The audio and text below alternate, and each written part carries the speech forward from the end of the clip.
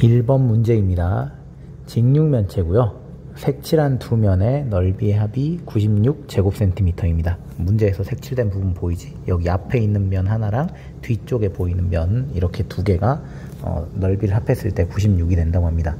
이때 직육면체의 부피를 구하는 문제입니다.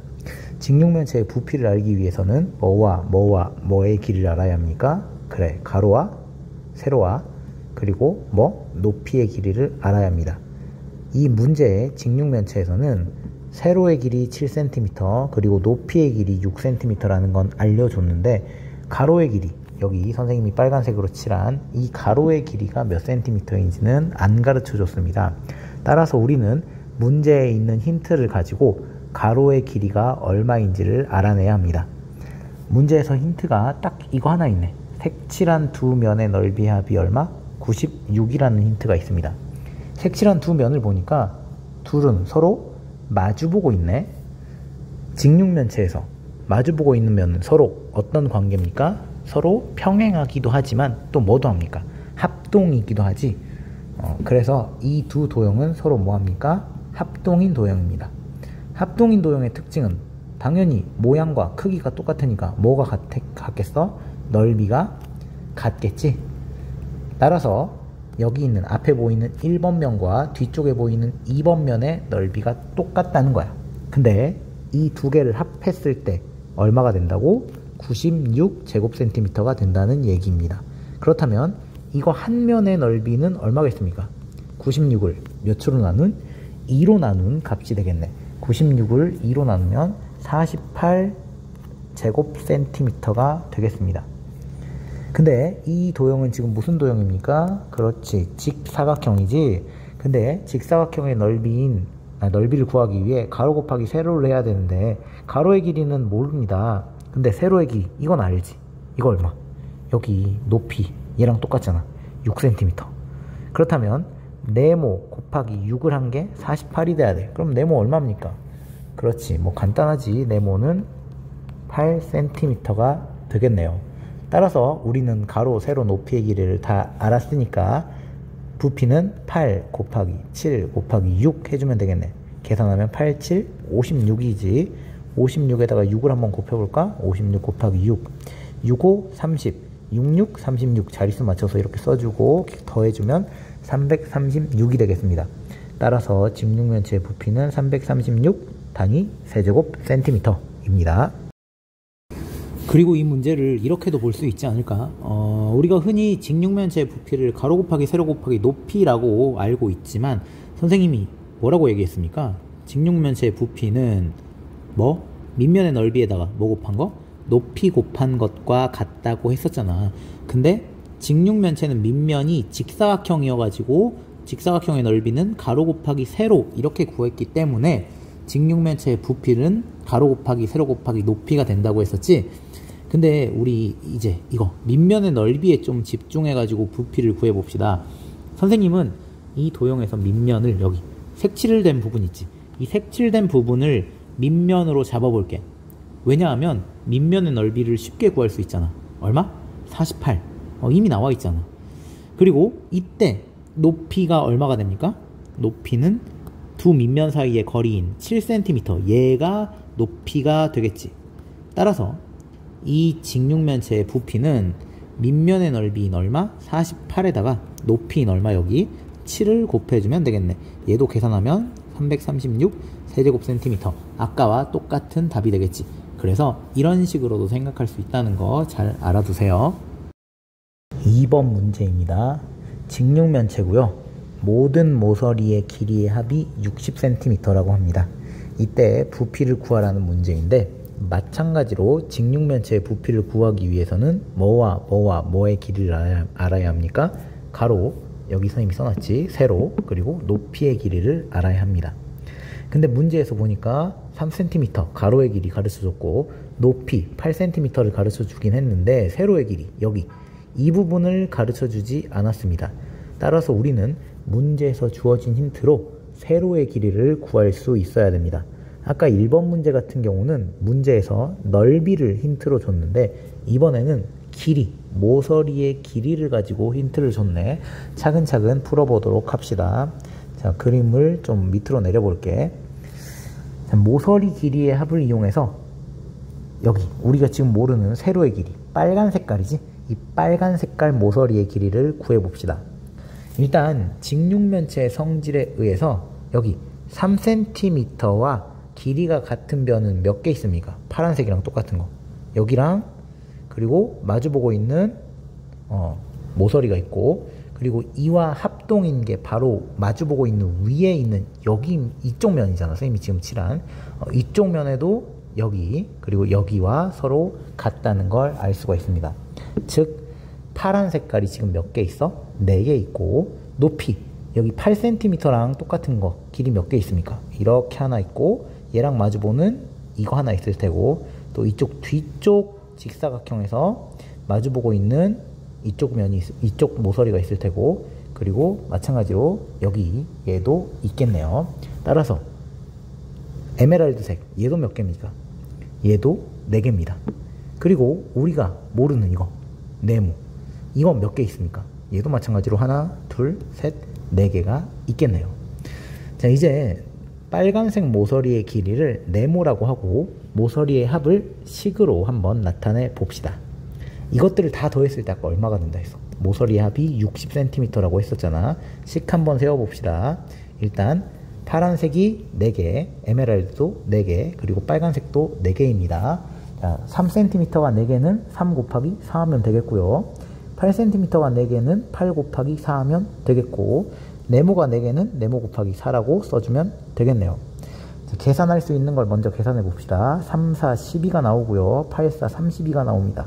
그렇게 해서 이 두 개를 더하면 얼마가 되냐면 44가 되네요. 여기에다가 네모 곱하기 4를 더하면, 여기 44에다가 네모 곱하기 4를 더하면 60cm가 된대. 그렇다면 여기 네모 곱하기 4, 이 값이 얼마가 되어야지 더했을 때 60이 나오겠습니까? 그래, 이 값은 60에서 몇 빼주면 돼? 44를 빼주면 되겠네. 계산하면 16이 되겠습니다.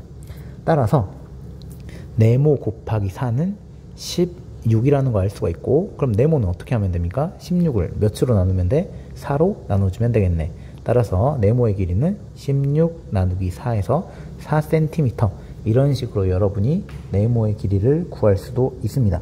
그리고 선생님이 여기 밑에 이렇게 해도 됨 이렇게 써놓은 게 있는데, 이거는 어떤 느낌이냐면 3cm가 4개 있잖아, 그치? 8cm도 4개 있고 네모도 4개 있지. 얘를 더하기로 풀어보면 3 곱하기 4는 3을 몇 번 더한 거야? 4번 더한 거지. 3 더하기 3 더하기 3 더하기 3 이거. 자, 8 곱하기 4는 마찬가지로 8을 몇 번 더한 거야? 4번 더한 거고, 네모 곱하기 4는 네모를 4번 더한 겁니다. 이거를 3에서 하나 선택, 8에서 하나 선택, 그리고 네모에서 하나 선택, 이렇게 하나씩 선택해가지고 약간 이런 주머니 같은 걸 만든다고 생각해 볼게. 이렇게 한 덩어리, 그리고 이렇게 한 덩어리, 주머니가 아니라 덩어리라고 생각합시다. 이렇게 한 덩어리, 그리고 이렇게 한 덩어리, 총 4개의 덩어리가 있네. 근데 이 덩어리들 각각 값이 어때? 이 값이랑 이 값이랑 이 값이랑 이 값이랑 전부 다 어때? 전부 똑같겠지? 이렇게 똑같은 값을 몇 번 더한 거? 4번 더한 게 60이 되겠네. 그러면 이거 한 덩어리는 몇이 돼야 될까? 60을 몇으로 나누면 돼? 여기 하나, 여기 둘, 여기 셋, 여기 4덩어리잖아.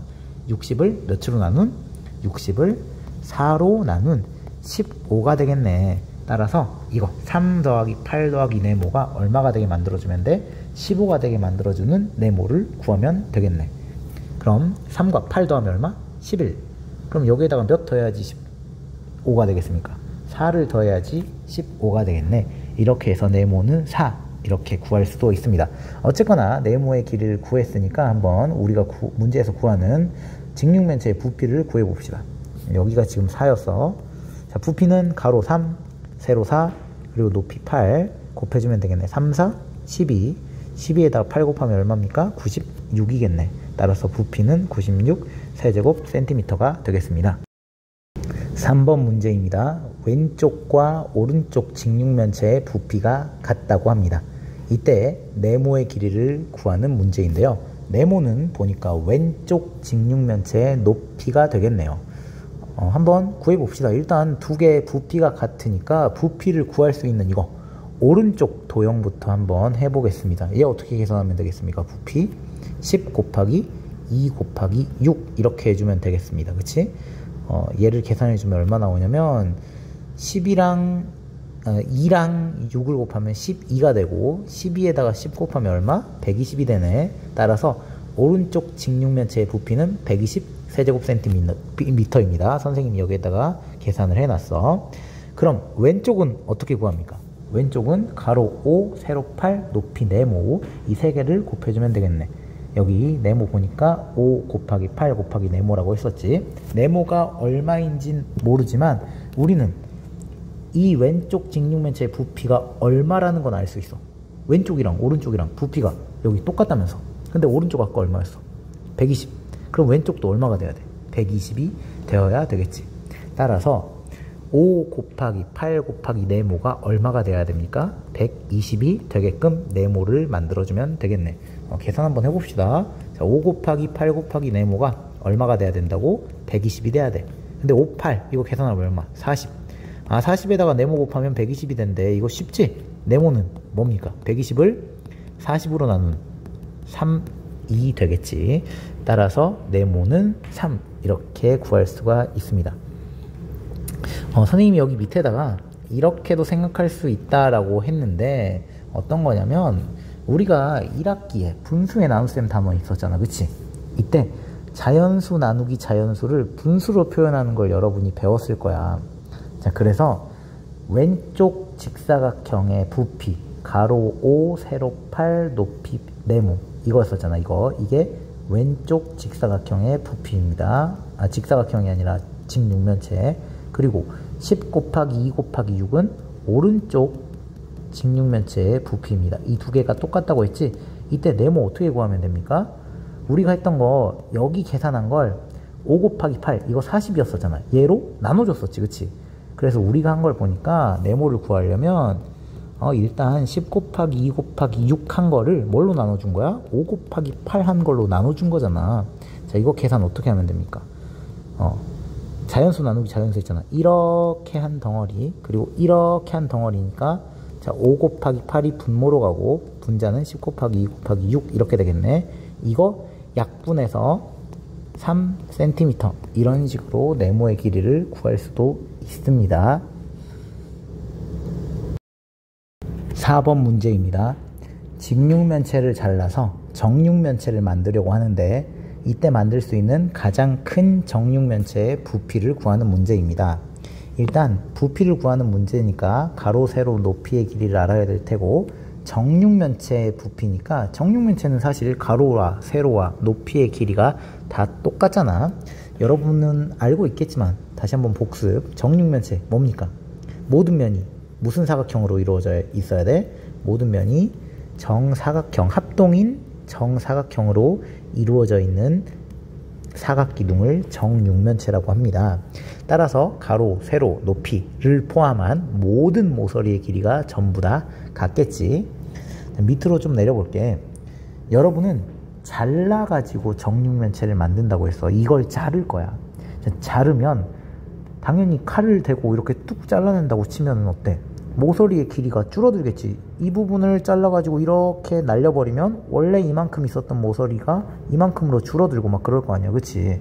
그래서 모서리의 길이가 줄어들 겁니다. 자, 여기 12cm 이거 보자. 이 모서리를 자르면 12cm보다 작은 모서리가 되겠지. 그치? 그리고 문제에선 안 자를 수도 있으니까 12cm도 괜찮습니다.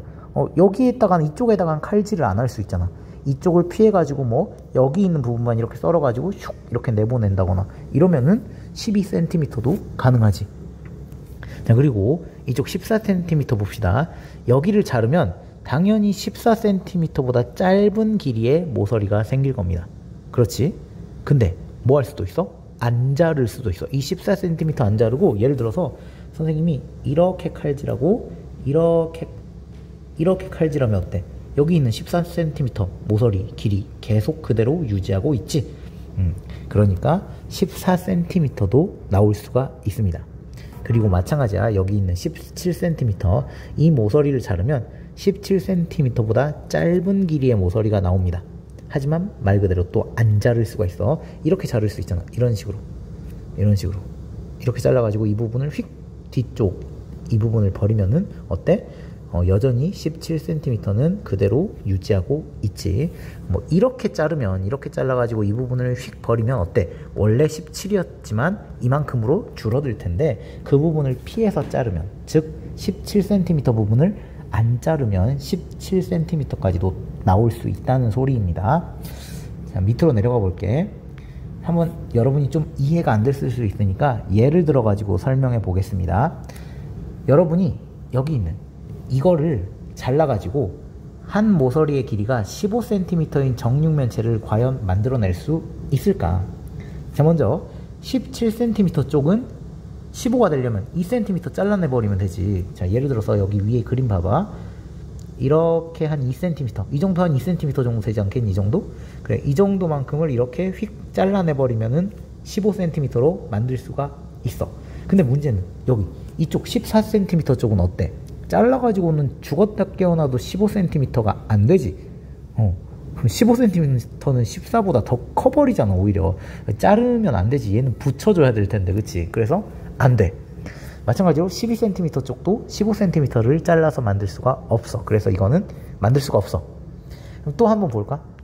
이번엔 한 모서리의 길이가 13인 정육면체 보자. 여기다 써놓을게. 화면이랑 같이 보기가 어려우니까. 자, 한 모서리 길이가 13인 걸 만들어 봐야 돼. 먼저 여기 있는 거 17cm, 이거 13cm 만들 수 있습니까? 잘라서? 있지. 몇 cm 잘라내면 돼? 4cm 한 이만큼 잘라내면 되잖아. 이렇게. 너무 좀 비율이 안 맞긴 하지만 그냥 그렇게 보세요. 자, 4cm 잘라내버리면 되지.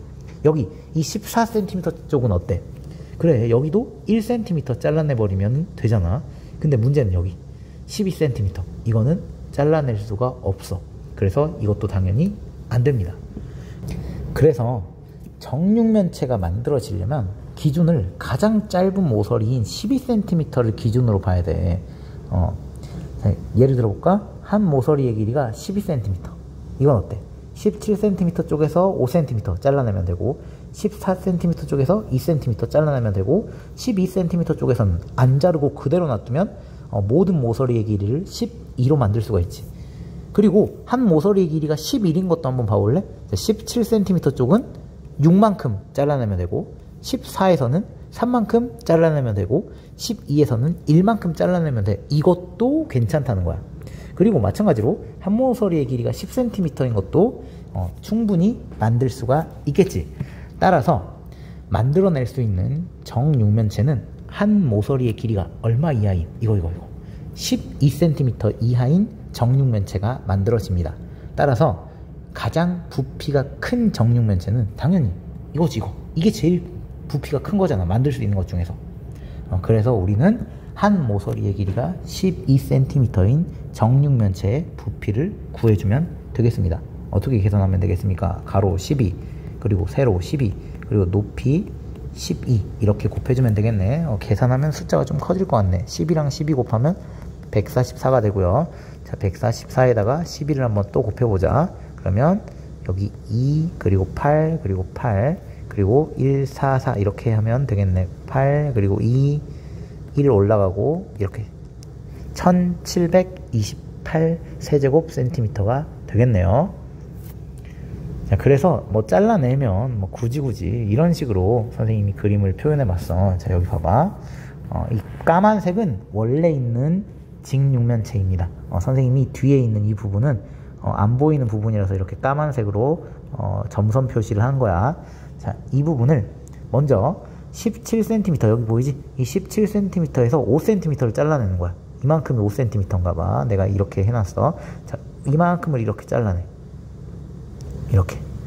그러면 잘라내서 이쪽을 선생님이 지금 칠한 이 부분 있지? 이 부분을 다 갖다가 휙 버려. 그럼 남아있는 부분 얼마겠어? 이 왼쪽에 있는 이 부분 남았을 거 아니야? 자, 이제 이 남은 부분을 바탕으로 여기 14cm도 12로 만들어주려면 여기 이만큼 2cm만큼 잘라내야 되잖아. 그러니까 이제 남은 부분에서 이만큼을 이제 잘라서 휙 버리면 되겠지. 그럼 최종적으로 남는 부분은 약간 이런 부분이 남아있을 겁니다. 이렇게. 뭐 이런 식으로 입체적으로 그리기 어렵네요. 아무튼 이렇게 가로 세로 높이가 12cm인 이런 부분이 남아있을 겁니다. 무슨 말인지 알겠습니까? 이런 식으로 문제를 풀어주면 되겠지.